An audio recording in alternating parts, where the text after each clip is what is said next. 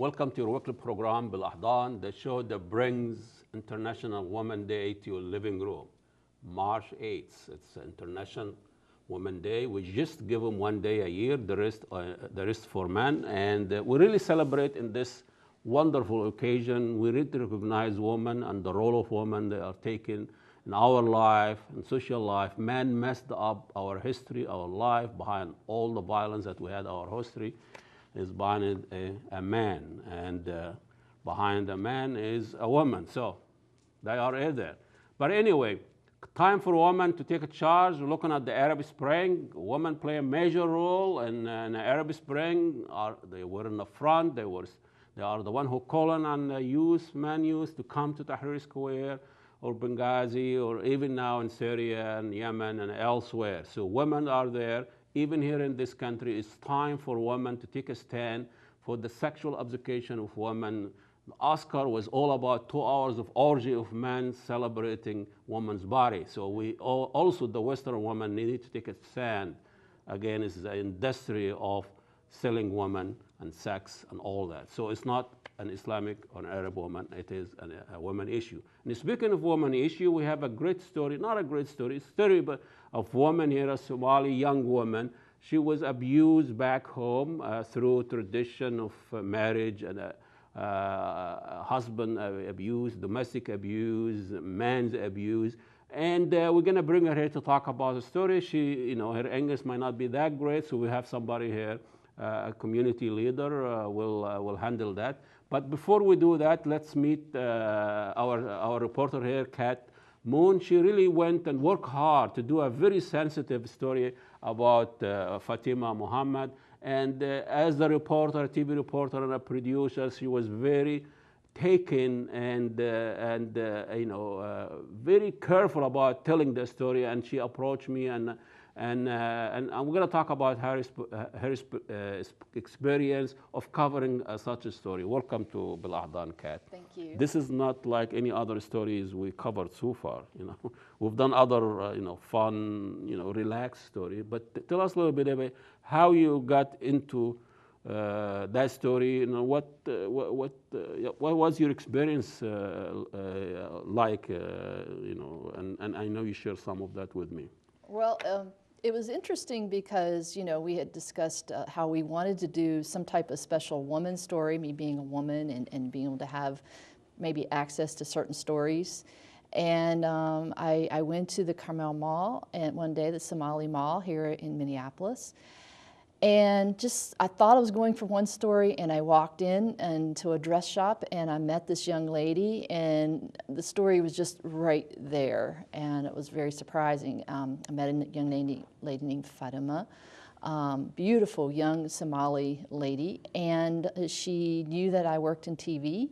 And she began to talk to me, and she opened up very quickly to me and said, I want to be, their idea of TV is Oprah, and she said, I want to be on Oprah. And everybody wants to be on Oprah. When I go to Egypt, I don't know what the Oprah is going to do to me. Oprah is nothing but an emotional extortion, as far as I'm concerned. Oh my, well.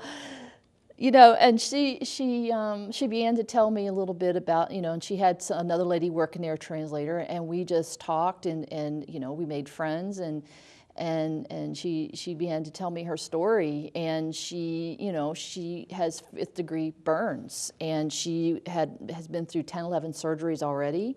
So what happened? Tell us the story. She was married one time when she was at 14, and then they divorced, and he left, went to America, and this is back in Somalia. She lived in Kenya. Kenya, actually. Okay. And she remarried at 17, and the first husband calls her up, Fatima. I have some news for you. I think it was a family member had passed away. I wanted to let you know. Well, the second husband hears her on the phone, she says, and he says, I'm going to take your beauty away. You're going to be sorry. And he throws gasoline on her and sets her on fire and goes back in the room. And she just yells and screams. And after that, she doesn't remember anything. You mean this happened in her house? In her home. The second home. In the second husband? Yes. And what was the problem with the second husband? Why did he do that? He was very jealous Oh, of her, of her, like her ex-husband called, oh, I and see. I and see she's what you. jealous. Oh, I see. And So he overheard the first husband on the phone. greeting her or whatever, and he didn't like that. I mean, I'm sure there is more to that, and that's why think so. we have her here. She could talk us a little bit about how difficult it was to open up, and I know she showed you some of the burn, and I mean, was she eager to tell her story, share it, or was she careful? She was careful at first. I have to say, we see stuff like this on the internet, we see it in the news, but for me personally, she showed me what her body looked like. I mean, her body looked like melted wax. It was, it touched me deeply because I had never seen in my life burns that looked that bad, and that somebody who had been that affected. And yet, there's a beauty and there's a courageousness about her. Coming out of all this. Coming from her. That's what's really took me, and that her determination to keep going, because the kind of burns that she sustained, she should have died. It's a miracle that she's alive, and I think there's a real purpose for her. Well, did she go under any kind of treatment? Would she need help? What's in Somalia? In Kenya, she was picked. The neighbors rescued her, and she was brought to the hospital. She spent a year in hospital and getting her burns treated. She's had 10 surgeries already. Tell us a little bit about the piece, because we need to wrap it up. What are we going to see here? Basically, interviewing was a little difficult because it is very emotional, and there are times that people would go, "Oh, you're not shooting this yet, are we?" And I just really had to take my time and be very sensitive about the story. So the piece we're going to see is, I don't consider it a full story. It's basically sound bites of what we talked about in our interview that we set up. Okay, we'll see. Kat Moon, thank you so much. And here is a piece, her interview with Fatima Mohamed. She's coming very soon. We're going to talk to her in more detail. So don't go away. Assalamu alaikum, and God bless you all.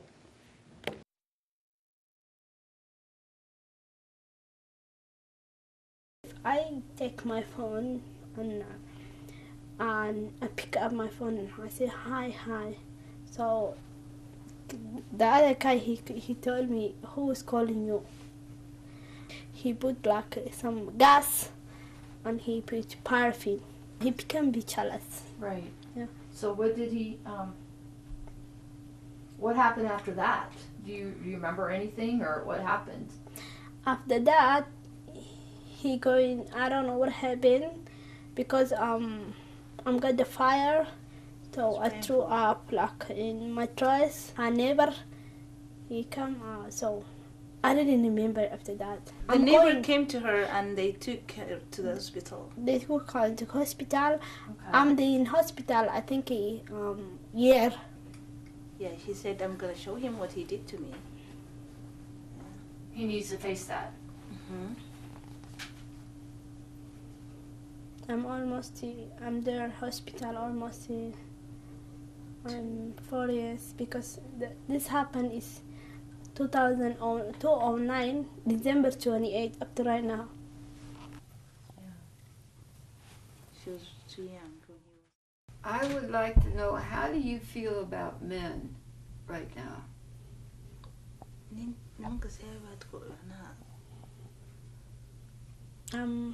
I don't believe man, and I don't feel man, because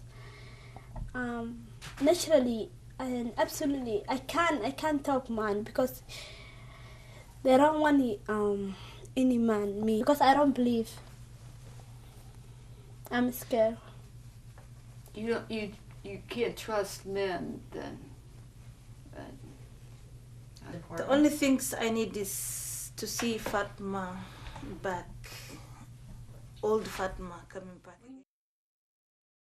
Thanks, Kat Moon. That was the piece with Fatima Mohamed about her ordeal, and now we have her here, and we have Fatima Mohamed that's really had an ordeal back home, and now she's here in the Twin Cities, and she wants to share her story with everybody, because today is Women Day. It's a Women National Day all over the world. And for that day, we want to tell the woman's story.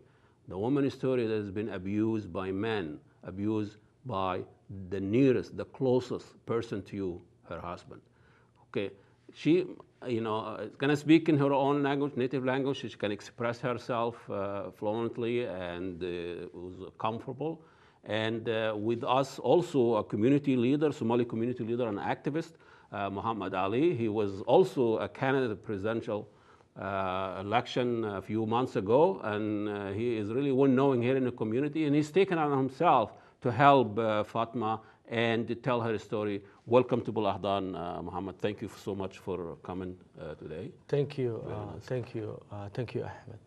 Thank you, Fatima, for coming and sharing the story. I know it's not easy. It's very hard to tell that kind of stories.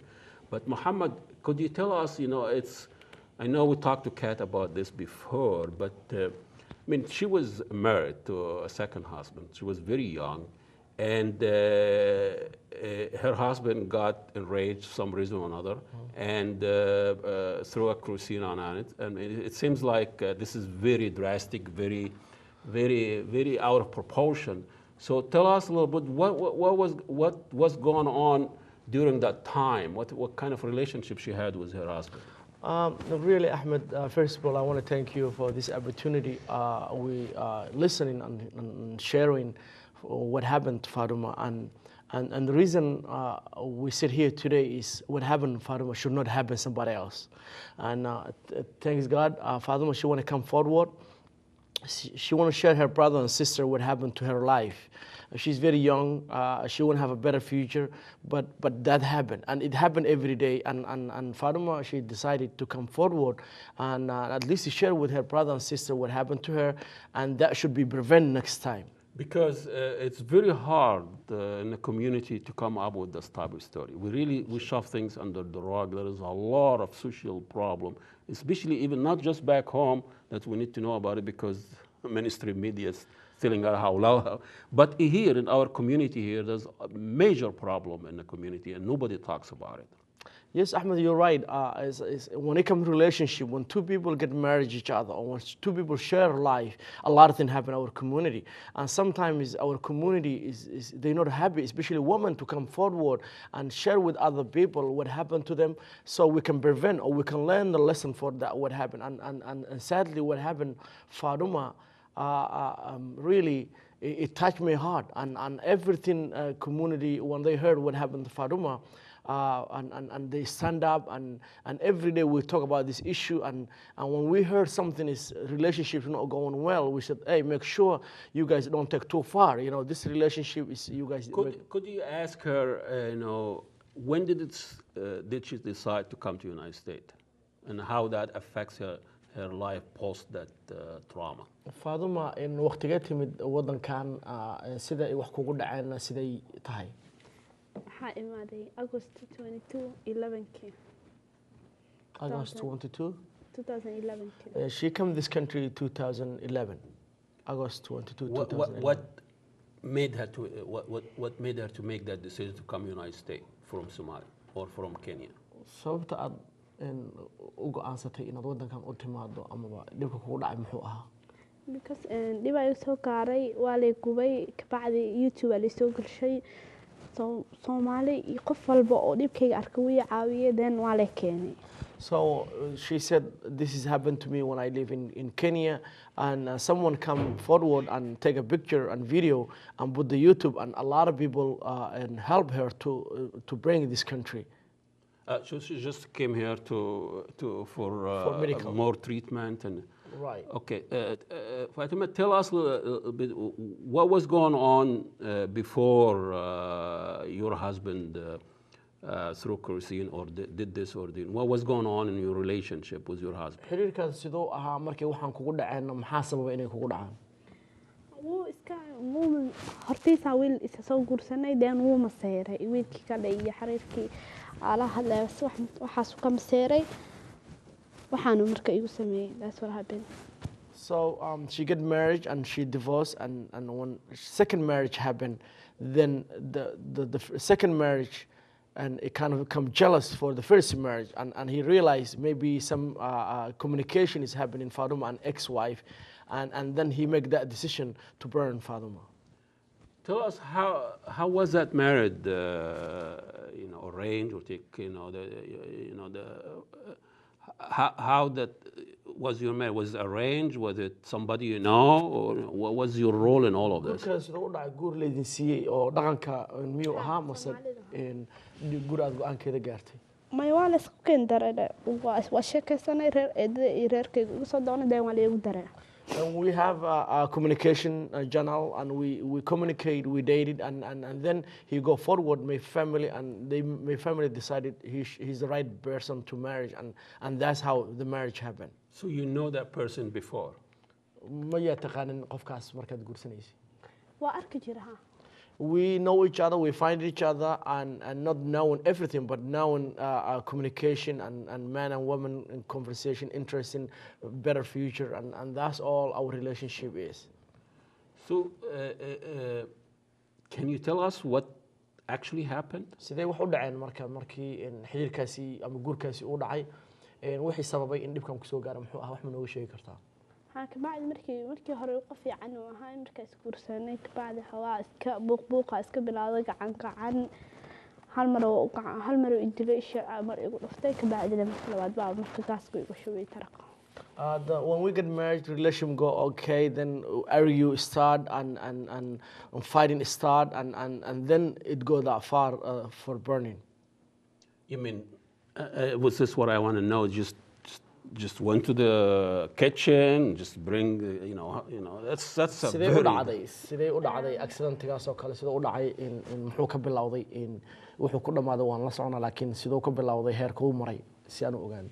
quraac karinayno ana quraac karnay telefoon ay soo dhacay wiilkii hore la hadlayo telefoonku soo dhacay wiilkii hore la hadlayo uu afragadooda uu qeeqeeri uu booqay soo fiiri uu dhahay ala hadlaysaa qofka taalaha la qofkaas waa ula hadlay mulona bilawday saan marka u soo jeesta asaga ku soo jeestana gaasku biiga shubay tarqan waa soo. So it is the morning, I'm cooking breakfast, and I got a phone call for ex-wife, ex-husband, and then when I got a phone call and he asked me who you're talking to, and she tell who she's talking to, and then right away he started yelling, he got nervous, and he started putting gas in her body and fired her, because when he heard the communication, whoever called that phone call is her ex and husband.